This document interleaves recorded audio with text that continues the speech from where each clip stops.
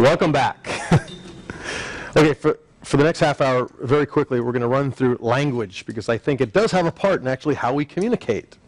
Building rapport and setting your states and managing your states are important, though language can be important. So, again, we're going to go through this as quickly as possible, because I did promise you to be out of here in a short period of time, so I want to honor my word.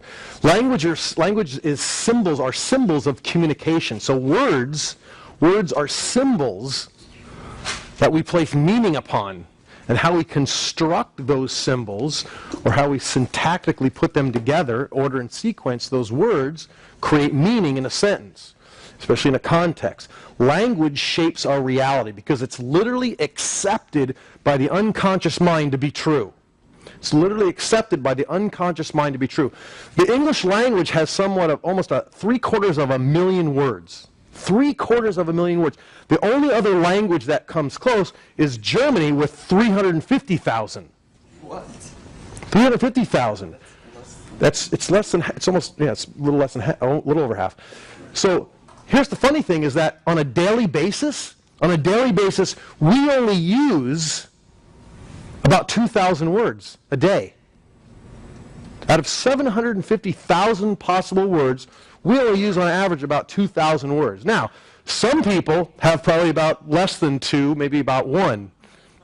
Not 1,000, 1. 1 word, right, and how they communicate that. So it's not so much what we're not communicating, it's what we are communicating as well through our language.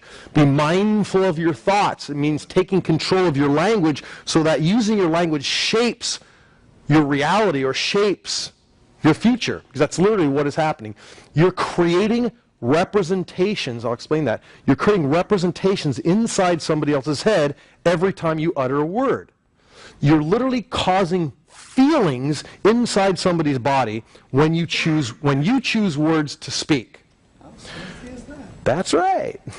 So each word has a meaning that we place behind it. And those meanings are felt by the body. So a syntax, or a collection of words in a sentence or a paragraph, or in a context of words, literally shape how the other person feels. So words can lead somebody somewhere as much as repel somebody. They can compel somebody as well as repel somebody. So I'm going to show you that in this context. I'm going to show you an example of what the brain does, because the brain on a daily basis deletes, distorts, and generalizes information. It deletes, distorts, and generalizes information. So up on the screen in a moment, I'm going to show you a sentence. I'm going to have it up on the screen for about 10 seconds. And I'm going to ask you a specific question, so answer the question. Are you ready? Yes. Okay, take a look. Find all the letter F's, as in Frank. Find all the letter F's in that specific sentence. Don't yell it out, just hold it inside your mind. Find all the letter F's and just hold it until I ask you the next question. All right, ready?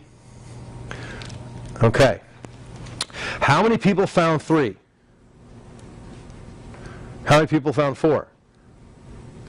How many people found 5? You found 4 and 5? I thought we were counting up. No, just how many you found. 4? How many people found 4? How many people found 5? How many people that found 5 are going, what the hell, 4 people, the people that found 4 are looking at the people 5, there's 5. How many people found 6? How many people found 7? Okay, good. 2. I only found 2. Excuse me? So here's how we, in our most wonderful state of mind, the brain deletes, distorts, and generalizes information. So looking for the letter F's, there are 6 of them. And what happens is the unconscious mind will literally delete the word of. It is a causal linkage in the brain, so we just bypass it. So this is how we are communicating ongoing to people every day. We are deleting, distorting, and generalizing information. So we could never, ever communicate our original intent to anyone at any time, because we are filtering the information through our set of filters.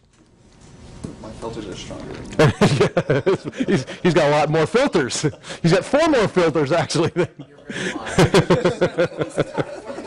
He's got 4 more deeper filters. We'll get rid of those later. You chunk everything into one. So, oh, God. I want to say something, but I can't remember. So, the unconscious mind cannot process a negative thought. The unconscious mind cannot process a negative thought. These are called negations. Negations are words like don't, can't, wouldn't, shouldn't. So when I say to you, don't, whatever you do, do not think of a blue tree. You cannot help not to think about the blue tree first before you not think about it. So, in other words, it's you cannot think about what you don't want to think about without thinking about it. Think about it. Make up your mind. Make up your mind. So, in the process of communicating, we tend to use negations in some things that we don't want. Well, I don't want to be unhappy, or I don't want to be, what's the opposite of patience for you? The opposite of being patient, impatient. So I don't want to be impatient, or I don't want to be a nervous wreck, or I don't want to do anxiety, or we were talking about being focused before. What are you when you're not being focused? Distracted. Distracted, right? Literally. Can you use, like say if you want to be patient, use that word, I do not want to be patient? Well, that's a great question. And when I was studying with Robert Dilts, he said this: how do you do the process of not being patient? It's a great question. So people will say, well, I don't want to have anxiety anymore. Well, how do you do the process of not anxiety? You can't do the process of anything not. You cannot do the process of not doing anything. It's either you do or you don't. Either you are doing patience or you're doing something else. Right? And a lot of people will come in and tell me, well, I don't want to do that anymore. Again, one of the things we work on is they're doing behaviors they don't want to do, and they're feeling feelings they don't want to feel. Well, I don't want to feel bad anymore. Well, how do you do the process of not feeling bad? What is that? And they'll usually say something like, well, it's feeling good. Well, it's feeling good. Great. So that now we got to set the context. It's feeling good. We can do good. We can do feelings of good. You can't do processes of not feeling bad. So negations can be helpful in a way. They can be helpful in a way. I'm saying things like, I don't want you to think about being patient. I don't want you to feel good for no apparent reason. Now, I'm not suggesting that after you attend this class, you're going to go out there and you're going to find yourself being patient whenever you want. I'm not saying that to you at all. You may just find that just may pop up into your unconscious mind for no reason at all. All of a sudden, you're just feeling good, and wow, I'm feeling myself being more patient more often. Isn't that a great feeling? That's right. She's new to this stuff. It's all good. Just going, he talks weird. Just more. It's the end of the day. You guys get it. So using negations can be helpful to people. Say, look, I'm not suggesting that you're going to like this. I'm not telling you that. I don't know if you're going to buy from me. It's almost like a reverse psychology. In a way, it is. It's you're telling them what to do in a negation. You're telling them what you don't want them to do. But in order to telling them what you don't want them to do, they have to think about it. And what it also does is it bypasses the resistance of the conscious mind. So supposing I don't say, I suggest you do something, I say, I'm not saying I'm not. Where you say, I'm not suggesting really what you're doing. What are you doing? You're suggesting it. But the unconscious mind hears what after the suggestion, the conscious mind goes, oh, good, because if you were suggesting it, I wouldn't do it. Right. Well, I'm not going to listen to you, so I'm glad you're telling me what not to do. And you're really telling them what to do. It's just fascinating how, with the kids, it works great. We're teaching Kristen's kids how to, and they just, with the little 4-year-old, when he was about 3.5, it was like, don't eat that food. Do not eat that food, because you're not going to like it. Broccoli. The broccoli. I don't want you eating the broccoli, because that's my broccoli. Don't be eating my broccoli. Oh! And he just thinks it's a game. But that's how the unconscious mind works. Because again, we resist a lot, and to use that resistance when we're communicating with people. And again, it bypasses the conscious mind. Because if I told you, said, look, I want you to do that, immediately what comes up? What feeling comes up inside of you? Resistance. Right. So he says, look, I'm not saying that you're going to do that. And I'd say, yeah, you're right. But part of you even compels you to go, do what? You've got to ask, to do what? And so in that state of curiosity, you actually have to go there. You have to go there and try it on. I'm not saying that you're going to be positive and patient and happy. I'm not saying that you're going to do that. In fact, I don't even want you to think about doing that right now.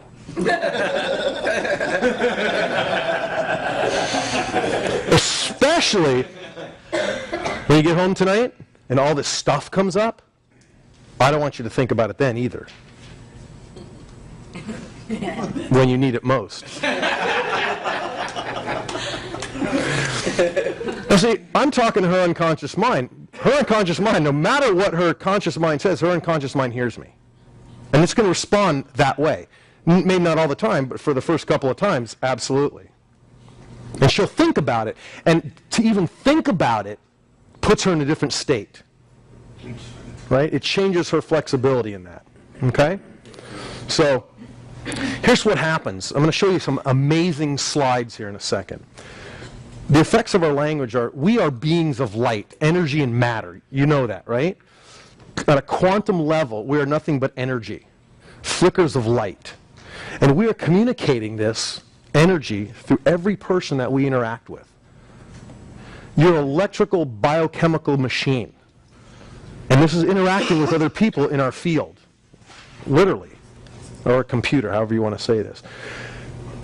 Some of you are familiar with kinesiology, muscle testing. This is a direct relationship between thought and energy. That as you think, your body feels, and you can test that. You can test that. It's science, and it's amazing when it works. I don't have time to do that. In the movie What the Bleep, have you seen that movie? Have you seen that movie? If you haven't seen the movie, go see it. It's an amazing movie. It's a great flick, and it really talks about that we are sending our intention every day. And people around us and things around us are feeling that intent. We are co-creating, as Joseph Dispenza says, we are co-creating our world every single moment when we awake. Dr. Emoto, if you remember the movie, and Dr. Emoto calls the hidden messages of water. He said, and he did some studies. And it was based upon, somebody said to him one time, there are no two snowflakes exactly alike. Now, if you think about that logically, like how could that be possible? That a snowflake in this storm that we're having now, how many snowflakes fall in one storm? You couldn't even count. That no two snowflakes in this storm, and yet throughout history, have ever been the same.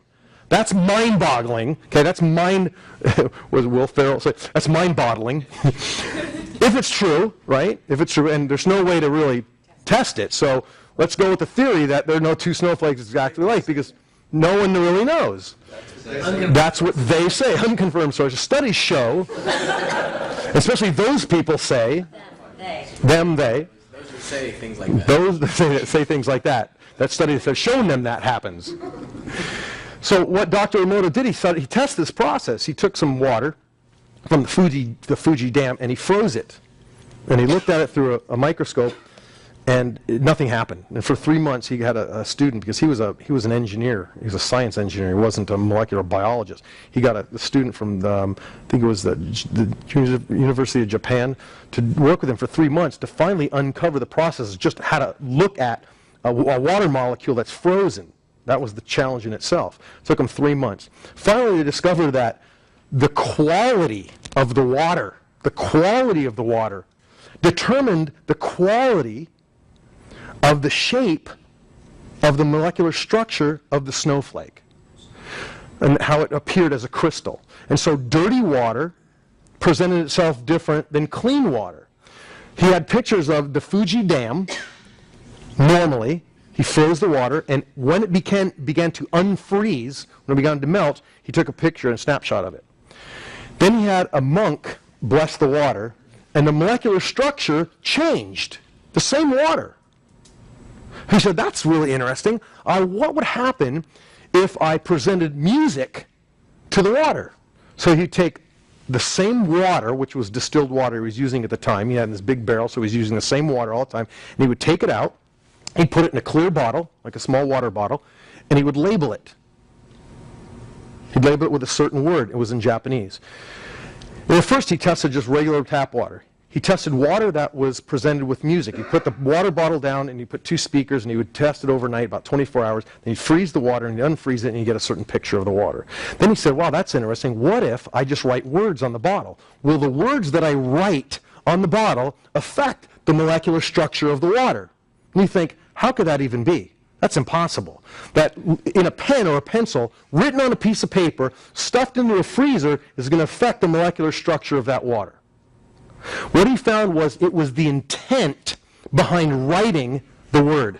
It's not that he wrote the word, or even that the word, was written in a certain language. It's that when he recognizes the word, his electromagnetic Yes, his intention. effect, the molecular Yes, structure of the water. because this goes even deeper. If you've done some thermal imaging about things, is that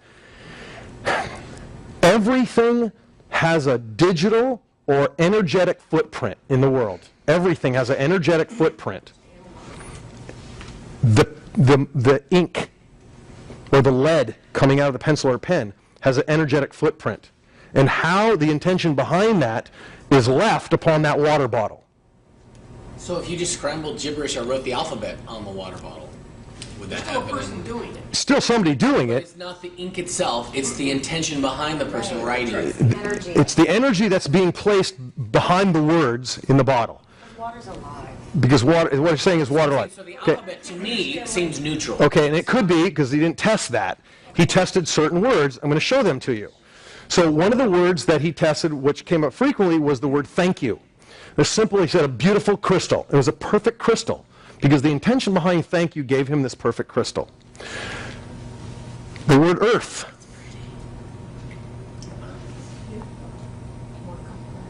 Now he started giving us more complex words and more negative words. He said words like, I'm sorry. The crystal is blurred because a simple I'm sorry can sound more sincere than a more elaborate apology. Fascinating how he came up with this. The words let's do it incorporated us, where do it came out completely different. Music, Beatles Yesterday and Elvis Heartbreak Hotel. Look at that, heartbreak. Separating. It's separating it from itself. Gospel music versus heavy metal music. But you'd assume that. Stress. Stress gave us the impression of being suppressed and shrunk, and worry gave us the impression of withdrawing into its shell. Fascinating. Yes. Angel versus Satan. Angel resulted in a ring of small crystals linked together. Satan formed a deep crystal with a dark lump in the center as if ready to attack. I wish they could show us multiple examples of each of these words so we could test that other theory if all, Go get the book. He's got hidden messages in water. Hidden messages of water. Yeah, he does. I got to meet him. I got to talk to him. He's actually Yeah. going to be speaking here in LA this week. Was he really? It's pretty tomorrow. Oh God, write that down so we can talk about that. Today and tomorrow. Let's all go. Let's all go. Today and tomorrow.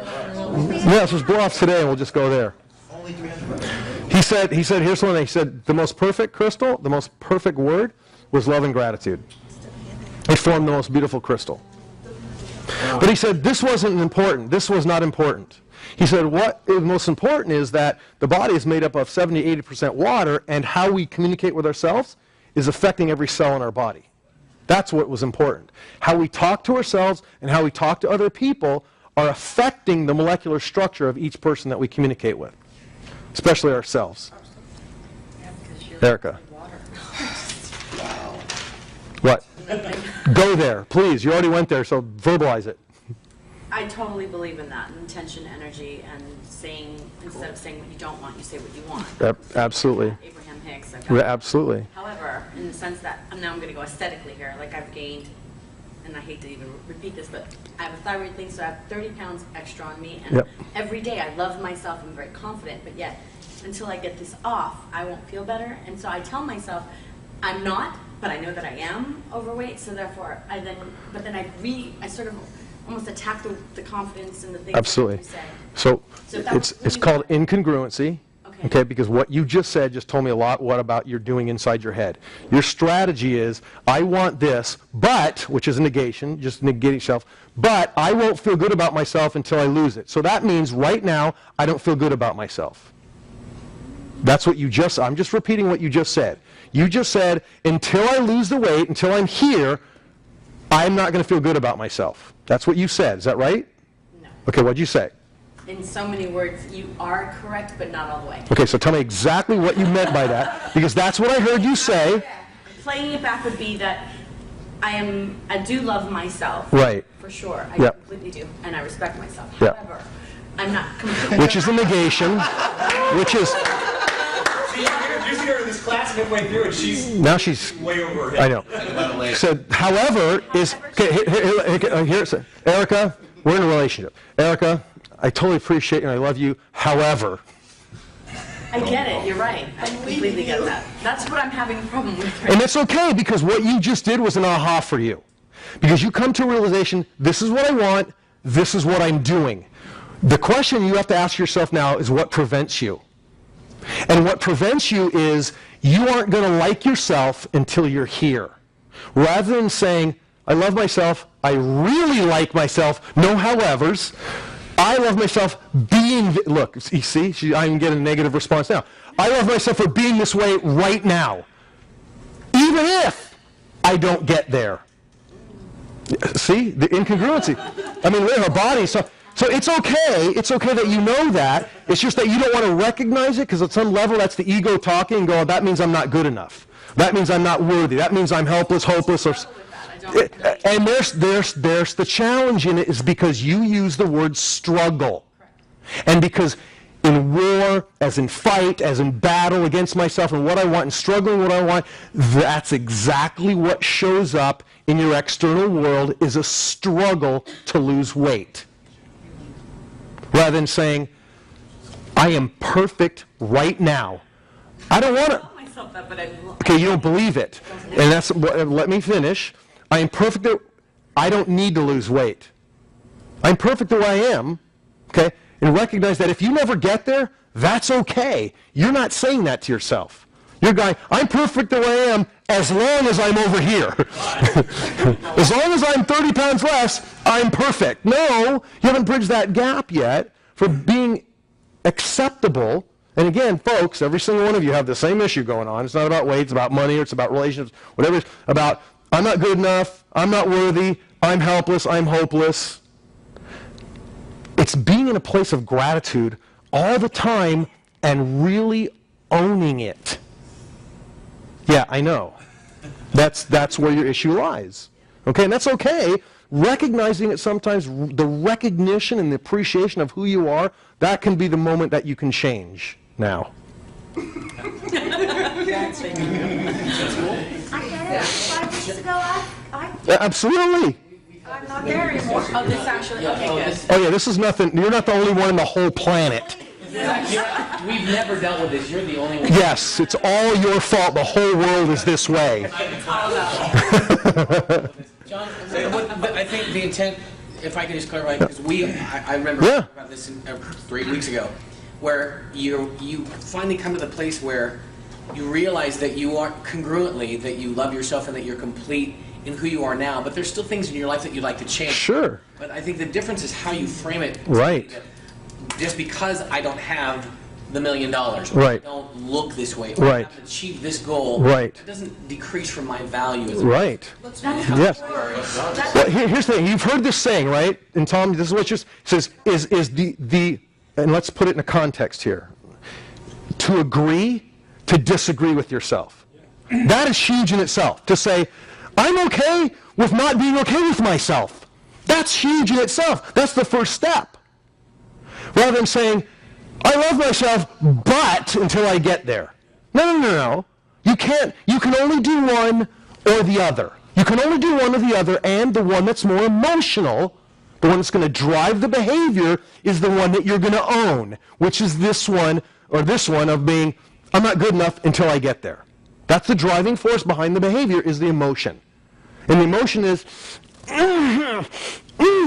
over here, ah, yes, but I'm not really there. So, and this is what drives your behavior, and the energy that you put out and the way that you talk to yourself at an unconscious level, because 90% of who we are is coming at an unconscious level, is driving yourself not to get here. Not to get here. Not to get there, not to get there.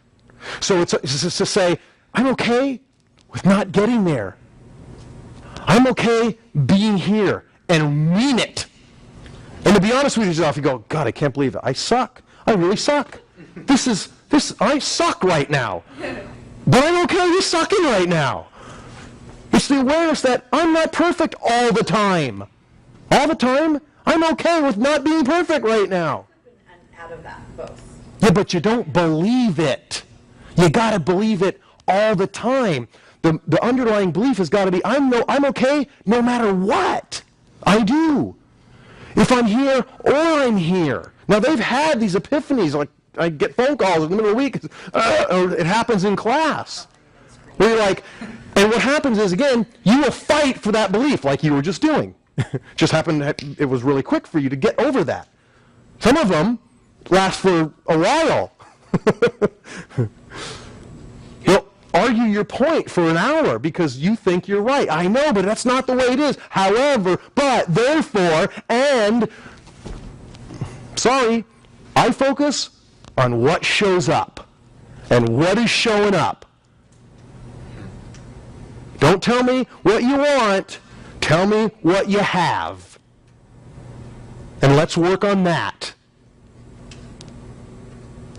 Because we're always expanding and growing, even when you get to that point of whatever it is, you're going to always want something else. So if you don't learn to do this, whenever you get Right. to the ideal health, 30, then it'll be another 10. And if you don't say to yourself, okay, this is what I want, but I'm okay with right now, and then take that step and then continue to move on, you're going to keep fighting and fighting and fighting and fighting. It's Wayne Dyer says it's the process of striving and never arriving. Yeah, that's good. Right? Always 30. Well, then it's going to be my hair. Then it's going to be my job. And I won't be happy until I'm divorced. And I won't be happy until I have the house. And I won't be happy until I'm dead. You know, there's a point of you got to be in the moment, right, Jackie? Right, it's just like I just bought my brand new little car, and do you know how fast the newness wore off? How fast the new... Oh, it's still there, and I love it. I but paid no- this much and the feeling's already gone. Yeah, exactly. Paid all that money for that feeling. This That's car is how defective. fast it goes. But I, guess but what? I That's not what consciously you do need. it. Pretended and been there now and acting as if I was telling John I did this with this house that I wanted. I used to go up in the house over and over all week long, playing it, wake up before I opened my eyes, I was in that house. After a few months I was like, this is worn off, I don't even have the house. I don't need the house, not the house. It's the Right. feeling. So Yeah. what is it? Well, you Yeah. can do that about everything, and then You can't. bliss out and never need anything. I was being the That's observer. exactly When the feeling would change, and I woke up and went, Well, were you actually intending that to happen? If you're saying to yourself, I'm monitoring that when feeling's going to change, did you change it? no, Okay, let me ask you a question. no, I was just being aware. Let me ask you guys a question. Have you ever had that same incident or same experience in a relationship? Yes. Yeah, I paid for it, and an hour later, the feeling wore off. Well, no, Kidding. more like just waiting for the other shoe to I didn't pay for it. She gave it to me for free. As she should. Yeah, you guys never pay for it, I know. Funny. Okay, so. Okay, a couple more minutes. My place tonight? Yes. Oh, good. So let me give you the process of how to ask, because that's what you came here for. Using your language, as you were saying, is always say it the way you want it to have happen in your reality. Say it the way you want it. Not the way you don't want it. Say it the way you want it to happen. This is important, is to really monitor your language. Monitor your language. Are you talking from a position of lack because you don't have it and you want it? Then, oh, I don't want that because it's presupposing that we want to have it or it's already showed up is even more powerful, that it's already here. And you talk as if you already are that weight or you already are that person. You speak as if it's already happened in your world. there's some flaw with that, because even... Because you don't believe it. Well, no, because society then... However, Society will dictate to me. no. No. Disagree. No, you're right. You do disagree. I agree with you. The fact is, as soon as you say they and them in society, it puts control outside of you. It takes control away from you to say, society dictates the way I feel, because if I look a certain way and they tell me that I should look this way, that's right. You're right. You're absolutely right 100% of the time. You're right. Let's look at the evidence. Right. That's what I just said a while ago. You need to come back next month and attend this class. Henry Ford said there's a man who thinks he can and a man who If thinks you can't, and you're right. If you think you can, you think you can't, you're right. Because what you look for in your world, if you look for that evidence, it will show up, not because it's there, because there's multiple opportunities for that to be congruent and to be incongruent. You can look for the other evidence too to support what it is that you are. I'm a wonderful, beautiful person inside here. You're not looking for that. You're looking for, well, the society tells me that I don't look that way, and I need to look that way because I'm in this business. And I saw the blah, blah, all that internal chatter you got going off supports the belief that you're not this way, or you shouldn't be this way, I should say. Right. And look how many people love Oprah Winfrey.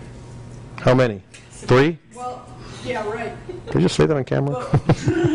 She doesn't look like, a supermodel or anything, but they look past that and they just see something. She has a rapport with people, and that's relatable.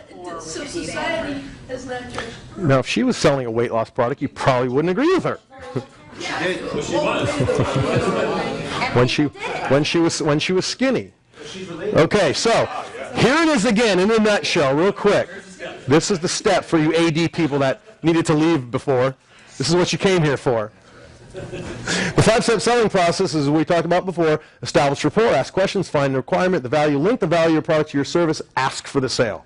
And again, the strategy of how people buy is what they're motivated to do, what they will do, the decision-making part of it, what's their convincer strategy, and how do they get reassured. How do they get reassured that they made the right decision? That's important, because not just selling something to somebody, you need to reassure them that they made a good decision. That when they leave that room or they leave that phone call, that somebody doesn't screw up the reassurance strategy and go, why'd you buy that? That was a dumb decision to make. You bought that color? I can't believe you spent money on that. Because if you're not reassured, you're going to buy into somebody else's beliefs.